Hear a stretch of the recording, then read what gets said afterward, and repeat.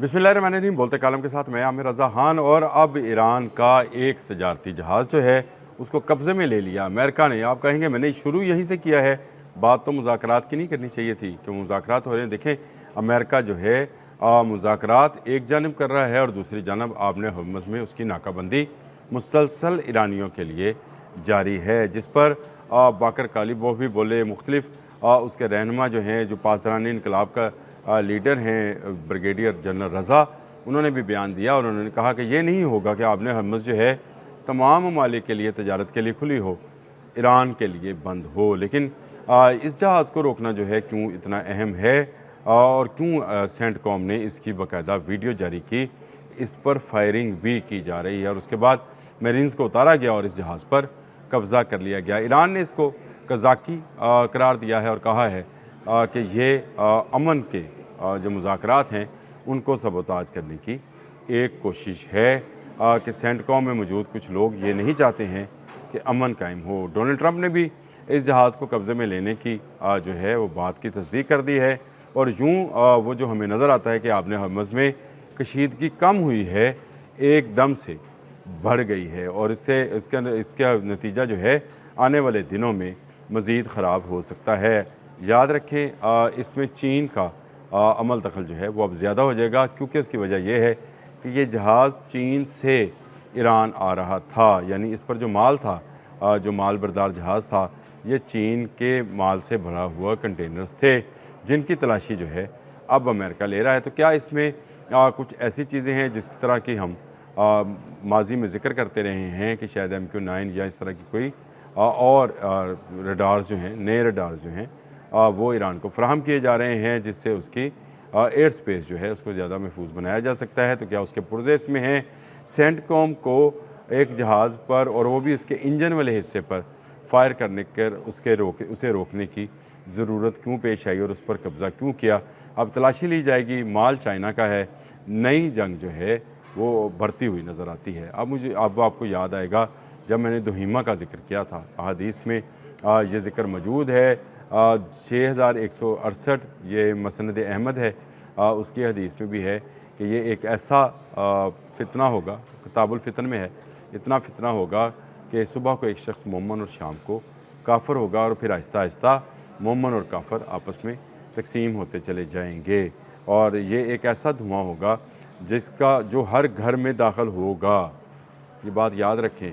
वैसे आपने हर्मुज़ बंद होने से हर घर पर कुछ ना कुछ असर ज़रूर पड़ा है और अभी अगर मज़ीद ये जंग आपने हर्मुज़ पर जारी रहती है तो उसके असरात इन दिनों में जो है आपके घरों में भी हैं, लेकिन आपको यूरोप, अमेरिका, रशिया, तमाम ममालिक में नाम ले लें, चाइना तक का, तमाम घरों में इसके असरात दाखिल होते नज़र आ रहे हैं। कहीं महंगाई की सूरत में, कहीं पेट्रोल की कीमतों की सूरत में, कहीं अमन व अमान की सूरत में ये धुआं जो है तमाम घरों में। मेरी अपनी इंटरप्रिटेशन इस धुएँ के मतलब आप ये ना कहिएगा कि मैं शायद कोई हदीस को उस तरह से देखिए, मैं अपने फ़हम के मुताबिक, इस दौर के मुताबिक उसकी तशरीह करता हुआ उसको देख रहा हूँ।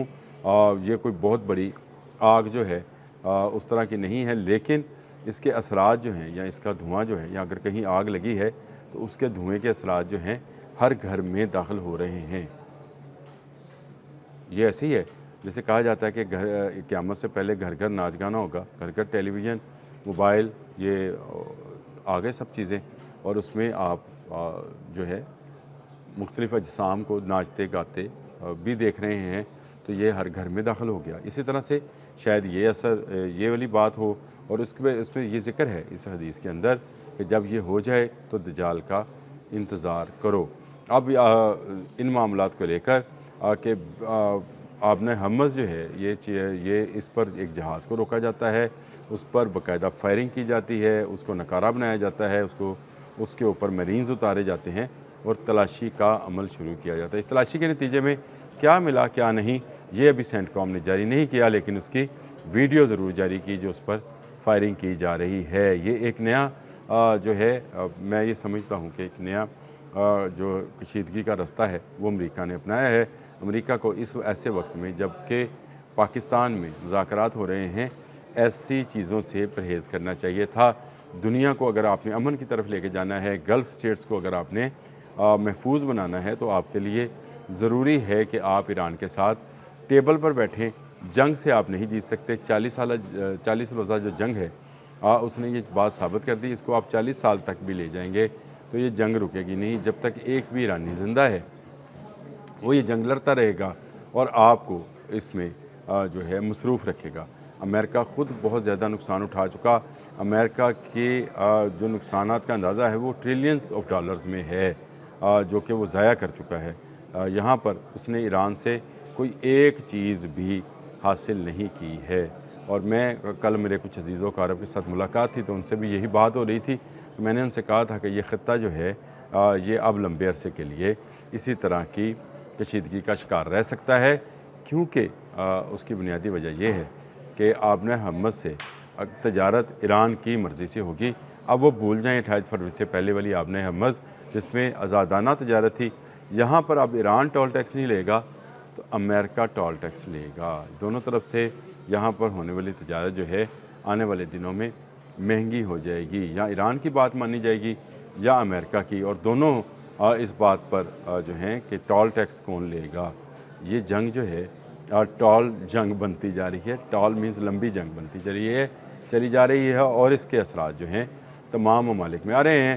یہ ایک ایسا پوائنٹ ہے جس میں جہاز پر قبضہ کیا گیا ہے، اور اس کے بعد ایرانی پاسداران کی طرف سے بھی یہ کہا گیا ہے کہ انہوں نے امریکی جہازوں کی طرف کچھ ڈرونز بھیجے ہیں، لیکن یہ ڈرونز میزائل میں بدل جائیں، کب بدل جائیں یہ کچھ نہیں کہا جا سکتا۔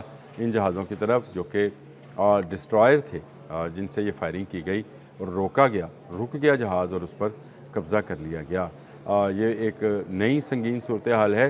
یہ جنگ کے 40 دنوں میں بھی آپ کو نظر نہیں آئی ہے کہ کسی ایرانی بحری جہاز پر اس طرح سے قبضہ کیا گیا ہو اور ڈونلڈ ٹرمپ نے فخری انداز میں اس بات کا اظہار کیا ہو۔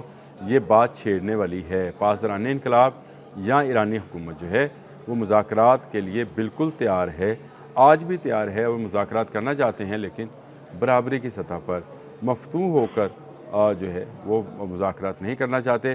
وہ کہتے ہیں کہ آپ نے حماس اگر کھلے گی تو سب کے لیے کھلے گی۔ یہ نہیں ہو سکتا کہ بندر عباس اور چابہار جو ہیں یہ بندرگاہیں بند ہوں اور پورا میڈل ایسٹ جو ہے وہ تجارت کر رہا ہو، امریکہ کے مفادات کی پاسبانی کر رہا ہو، اور امریکی تجارت جاری رہے، ایرانی تجارت بند ہو جائے۔ اس کو امن نہیں کہا جا سکتا۔ اگر یہ امن ہے تو باقر کالیبوف نے تو لڑائی کا اعلان کر دیا ہے۔ اب کیا ہوگا؟ اب آنے والے وقت میں جو ہے یہ مزید کشیدگی بڑھنے کا امکان ہے۔ اللہ کرے پاکستان میں ہونے والے مذاکرات کامیاب ہوں، دونوں ممالک جو ہیں واپس پہلے والی پوزیشن پہ چلے جائیں، اور آبنائے حماس جو ہے دوبارہ سے اسی طرح تجارت کا مرکز بن جائے جیسی 28 فروری سے جب اسرائیل نے حملہ کیا ایران پر، اس سے پہلے والی پوزیشن میں تھی۔ اللہ کرے یہ ہو، ہم دعا گو ہیں، لیکن آنے والے وقت کا کچھ کہا نہیں جا سکتا۔ مجھے اس کے امکانات کم نظر آتے ہیں۔ اب تک کے لیے اتنا ہی۔ اللہ حافظ۔